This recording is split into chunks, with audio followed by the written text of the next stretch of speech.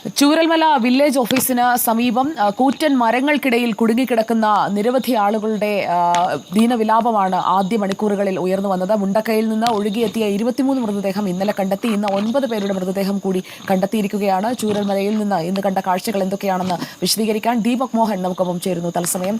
ദീപക്, ഏറ്റവും കൂടുതൽ മൃതദേഹം വന്നടിഞ്ഞത് ഒന്ന് നിലമ്പൂരിലാണ്, മറ്റൊന്ന് ഈ ചൂരൽമല വില്ലേജ് ഓഫീസിന്റെ അവിടെയാണ്. വലിയ മരങ്ങൾ അതൊക്കെ വന്ന് അടിച്ച് ഇല്ലാതാക്കിയ വീടുകൾ, ഒപ്പം ഒരു റോഡ് പൂർണ്ണമായും തകർന്നു. നേരത്തെ ഉണ്ടായിരുന്ന ആ റോഡ് ബന്ധിപ്പിച്ചിരുന്ന ഇടം മുഴുവൻ മണ്ണായി കിടക്കുന്നു. അങ്ങനെ ഇന്ന് ദീപക് കണ്ട കാഴ്ചകൾ എന്തൊക്കെയായിരുന്നു?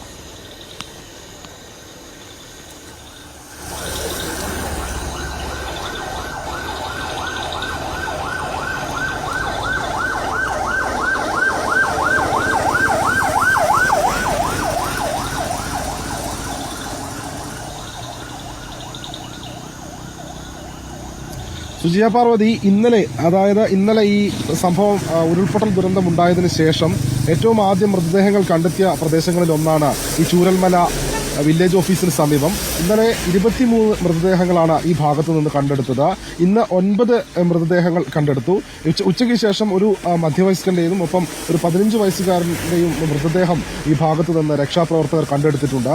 ഈ മുണ്ടക്കയിലുണ്ടായ ഉരുൾപൊട്ടലിന്റെ ആഘാതം പ്രധാനമായും ബാധിച്ചിരിക്കുന്ന ഒരു പ്രദേശം ഈ ചൂരൽമല വില്ലേജ് ഓഫീസിന് സമീപത്തെ 70ഓളം വീടുകളിലാണ്. ഈ 70ഓളം വീടുകളിൽ ഇപ്പോൾ ഈ വലിയ കൂറ്റൻ മരങ്ങൾ വന്ന് കടപുഴകി വീണ് മരങ്ങൾ നിറഞ്ഞു നിൽക്കുന്ന പ്രദേശത്ത് ഉള്ള 30ഓളം വീടുകൾക്ക് മുകളിലാണ് ഈ മരങ്ങൾ വന്ന് അടിഞ്ഞിട്ടുള്ളത്. ഈ ഭാഗത്താണ് രാവിലെ മുതൽ രക്ഷാപ്രവർത്തനം നടക്കുന്നത്. എടുത്തു പറയേണ്ട ഒരു കാര്യം, ഈ ഭാഗത്ത് സർക്കാരിന്റെ ഒരു വകുപ്പും ഈ ഭാഗത്ത് രക്ഷാപ്രവർത്തനത്തിനായി എത്തിയിട്ടില്ല. സന്നദ്ധ പ്രവർത്തകരും ഒപ്പം ജീവൻ രക്ഷാ സമിതിയുടെ ആളുകളുമൊക്കെയാണ് ഈ ഭാഗത്ത് രക്ഷാപ്രവർത്തനം നടത്തിയത്. മാത്രമല്ല, അങ്ങോട്ടേക്ക് പോകുന്ന വഴി ചെറിയൊരു കലുങ്കുണ്ടായിരുന്നു. പക്ഷേ ഈ ഉരുൾപൊട്ടലിനെ തുടർന്ന് വലിയ ഒരു നദി പോലെ രൂപപ്പെട്ട് ആ കലുങ്കിനടിയിൽ വലിയ മരങ്ങളും പാറക്കല്ലുകളും എല്ലാം വന്ന് അടിഞ്ഞതിനെ തുടർന്ന് ആ കലുങ്ക് കരകവിഞ്ഞ് റോഡ് കരകവിഞ്ഞ് ഒഴുകുകയാണ്. അതുകൊണ്ട് തന്നെ അങ്ങോട്ടേക്ക് വാഹനങ്ങൾ കടന്നു പോകുക പ്രയാസമാണ്. ഈ ഓഫ് റോഡ് വാഹനങ്ങൾ പോലുള്ള ജീപ്പുകളിലാണ് ഈ കണ്ടെടുക്കുന്ന മൃതദേഹങ്ങൾ പുറത്തേക്ക് എത്തിക്കുന്നത്. മാത്രമല്ല, ഇന്നലെ അവിടെ ചെറിയ ഒരു ഹിറ്റാച്ചി മാത്രമായിരുന്നു ഈ രക്ഷാപ്രവർത്തനത്തിനായി ഉണ്ടായിരുന്നത്.